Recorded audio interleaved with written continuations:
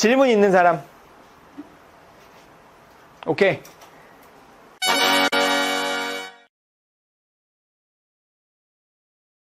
일단 그 치료 방식이라고 예를 들면 가정합시다. 어디가 다쳤어.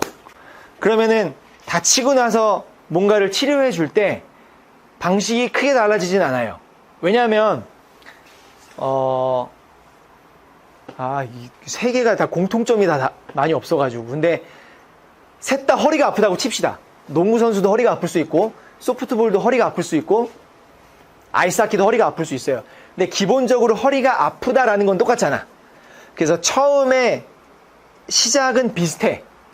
그런데 내가 스포츠를 왜 잘 알아야 되냐라고 얘기를 하냐면, 얘네 세 개의 특성이 다 달라요. 그치? 만약에 소프트볼 같은 경우에는 이걸 던지는 애가 허리를 이렇게 던지기 때문에 아픈 애였다. 라고 했을 때는 이렇게 꺾는 게 문제가 될 수 있잖아. 걔 같은 경우에는. 근데 아이스하키 같은 경우에는 수그리고 다니잖아. 이 숙이는 게 문제가 될 수 있잖아요. 그러니까 그런 어떤 부상의 원인 자체가 조금씩 다를 수 있기 때문에 처음에 얘를 좀 통증을 줄여준다. 이거는 똑같을 수 있는데 무슨 말인지 이해가 돼요? 그 이후에 뭔가 좀 더 완벽한 복귀를 시키려면 이 사람이 왜 아픈지에 대한 파악을 정확하게 해야 돼요. 네. 그러기 위해서는 여러분들 운동을 잘 알고 그 움직임을 좀 잘 알고 뭐 그런 것도 이제 연관성이 좀 생기게 되겠죠. 오케이? 또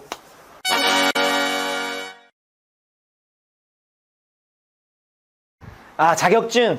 제가 갈 때는 자격증이 필요 없었는데요. 요새는 자격증을 그래도 요구를 합니다. 그래서 보면은 한국 선수트레이너 협회도 있고요. 한국 선수트레이너 협회, 대한 선수트레이너 협회, 이 두 개가 우리나라에서는 제일 공신력 있는 자격증이에요. 근데 안타깝게도 국가 자격증은 아니야. 네. 이 두 개 자격증이 그래도 우리나라에서는 지금까지는 요구를 많이 하고, 국가대표에서는 요즘에는 그런 것보다는 그냥 기본적으로 생활체육 지도자 자격증이라도 있어야 된다라는 조건을 답니다. 그러니까 예전에 그런 사건들 있잖아요. 뭐 자살하고 이런 사건 있었잖아. 어디였지? 선수 철인 3종. 뭐 그때 이후로 국가대표팀 같은 경우에서는 그런 것들을 좀 요구를 해요. 그러니까 기본적으로 이 사람이 누군지 증빙할 수 있는 정도를 요구를 합니다. 예. 그래서 막 특별하게 막 국가 자격증 같은 경우에는 뭐 우리나라에서 건강운동관리사라는 자격증이 하나 있어요. 근데 그게 프로팀 들어가는데 큰 영향을 주진 않아요. 솔직히 말씀드리면. 오히려 카타 자격증을 가지고 있는 게 훨씬 영향력은 있다라고 저는 생각해요. 카타라는 게 이제 한국선수트레이너협회 또는 대한선수트레이너협회 자격증. 네, 그런 거가 필요한 실정이긴 하죠. 앞으로 어떻게 바뀔지는 잘 모르겠어요. 여러분들이 필드에 나갈 때 되면.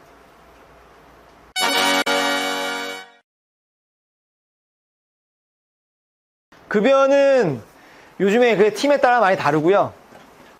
높진 않은 걸로 알고 있어요. 정확한 액수는 잘 모르겠어. 3천만 원 넘을 것 같은데. 네. 선수 트레이너는 정규직 아닙니다. 요즘 다 좋아하는 정규직은 아니에요. 다 비정규직이고요. 그리고 개인의 능력은 개인이 올리는 그런 시스템이에요. 네. 저 같은 경우에는 처음에 들어갔을 때 연봉이 있었는데 그 다음 연도에 1,000만 원 올려달라고 막 이렇게 막 따지고 막 이랬어요. 내가 당당하니까 막. 그래서 막 연봉 협상하고 막 이런 시스템이에요. 근데 이제 국가대표나 이런 데는 좀 이게 나라에서 하는 거다 보니까 정해져 있고 급여가 그렇게 세진 않아요. 네. 국가대표 같은 경우에 오히려. 네. 근데 이제 경력이 좀 쌓이죠. 나는 국가대표에서 트레이너 했다라는 경력이 많이 쌓이고, 저 아는 분들은 뭐 7천만 원, 8천만 원 정도까지 받는 분들도 있고요. 예. 야구단 같은 경우에 경력이 많이 쌓이면 억대 연봉 받는 분들도 있고. 그냥 개인 능력이에요. 뭐라고 딱 정해진 급여는 없어요.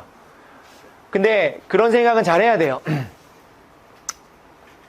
제가 우리 학생들한테도 항상 우리 인하대학교에 AT 공부하는 학생들한테도 항상 얘기를 하는데, 만약에 입장을 바꿔놓고 생각해서 여러분들이 자식이 있어, 자녀가 있어요. 내 자녀가 프로팀에 이제 프로야구로 진출을 해야 돼. 근데 경력이 1년 된 트레이너한테 가겠어요? 안 가지. 그치? 경력이 1년 된 사람은 그러면 돈을 많이 벌 수 있을까? 못 벌어요. 그거는 어쩔 수 없는 시장의 흐름과 이치일 수밖에 없거든요. 근데 한 20대 중반 좀 넘어가면 이제 그거에 좀 급해. 돈에 되게 급한 경우들이 많이 있어요. 그런 친구들이 뭐 그건 당연한 거긴 하지만 이 선수 트레이닝하고는 잘 안 맞을 수 있어요. 예. 오히려 그 퍼스널 트레이너 같은 거 하면서 돈을 많이 벌 수 있거든. 그래서 그런 걸 좀 감안하고 있으면 도움이 많이 되지 않을까 싶어요.